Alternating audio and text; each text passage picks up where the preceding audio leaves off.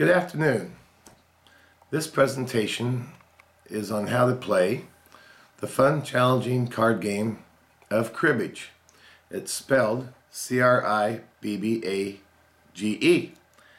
And cribbage originated in the 17th century in Europe. And if you Google cribbage online, you'll get 3,680,000 hits. Everything and more you'd like to know about, would like to know about how to play cribbage. There's a lot of strategy involved with cribbage, and you can also play online. Cribbage boards are available in different sizes, so you can actually play it on planes, trains, or in automobiles. They make smaller cribbage boards, and it's a fun game, like I said. Part of the fun is the strategy of cribbage. So to understand the strategy, I will go through how the points are scored throughout the game of cribbage. It's played with 2 people, can be played with 3 or 4 people as well.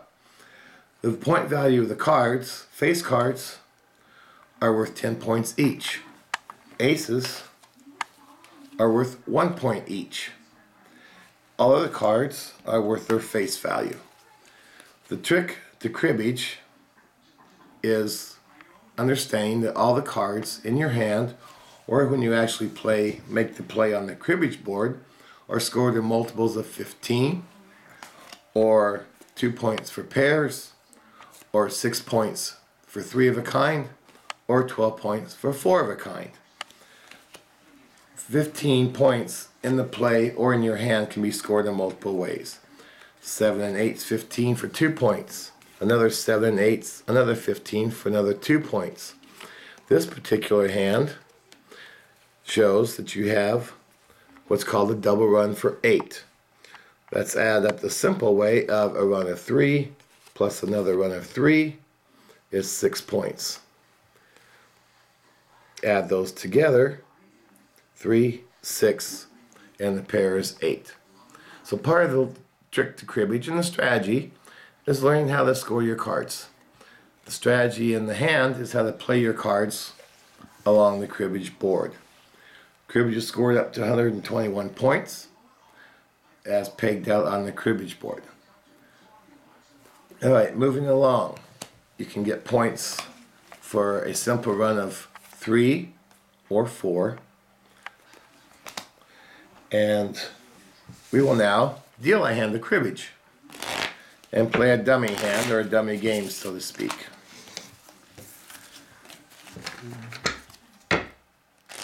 So the first part of scoring cribbage is your hand. Each player gets 6 cards.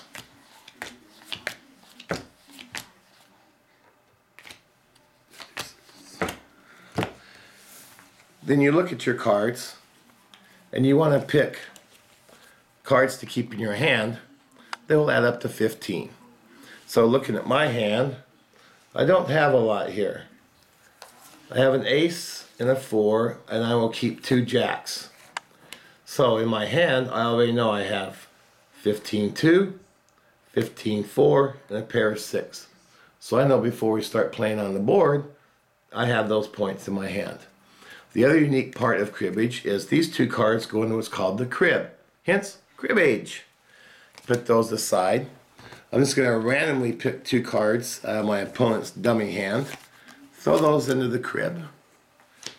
Then my opponent, the other unique part of cribbage, is my opponent cuts the deck. This becomes the up card. And this up card is also used to 4 points to score in your hand. My opponent gets to start first, since I'm the dealer. So randomly, my opponent is going to flip up a 9. And you count as you play along to peg. So my opponent says 9.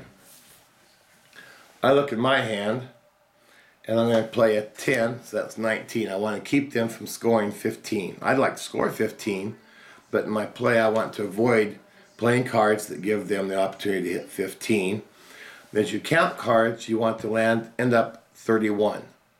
If you don't hit 31 as you play the hand out, then your opponent gets what's called a go and pegs 1 point. So My opponent said 9, I say 19. Their next play randomly is 25. So I don't have a 6 to make it an exact 31. That would give me 2 points to peg. So we're at 25. So I want to get as close as I can. I'm going to play that and say 29. Now look at my opponent's card. Could not play anything. So my opponent, unless he had a 2, has to say go. So I'm the red peg, so I get 1 point for the go. Then it starts over. My opponent plays his next card, which is a 10. Mine's 20. Next card, 30. Oh, and a pair works out as you peg on the board doing the play. So because a pair came up there, my opponent gets 2 points automatically. A lot of the strategy is in how you play your cards to peg around the board. A lot of games are won by pegging points. So the hand's important for what you keep, but it's also equally important to have cards in your hand to play that will add up to 15 or help you land on 31. So he had 30 and I end up with an ace, so that's 31 for 2. Okay, now the opponent counts his cards first. So 6 and 9 is 15 for 2. And there's actually, using this card to score with the hand points, there's actually a run for 4. So my opponent has 15-2 and a run for 4, 9, 10, Jack, Queen. Makes a total of 6 points. So my opponent pegs 6 points. So then as the dealer, I count last. So as we knew when we started this hand, I have 15-2, 15-4, and a pair 6. And I also have another 15-2 there, which makes 8. There are no runs. When scoring and counting cribbage, you always count your 15ths first.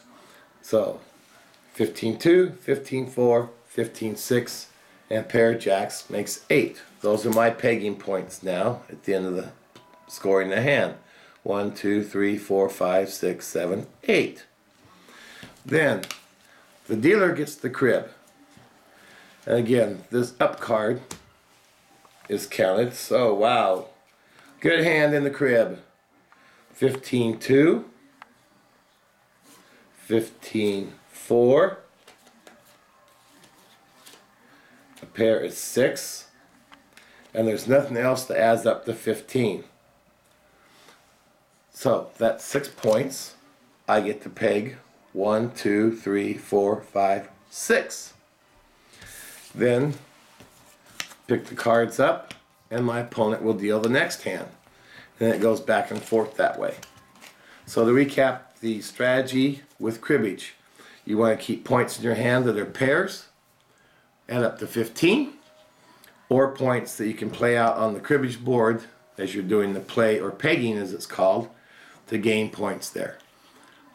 If you use the strategies correctly and make that balance between what's in your hand, what you can play on the cribbage board, you will be successful and beat your opponent.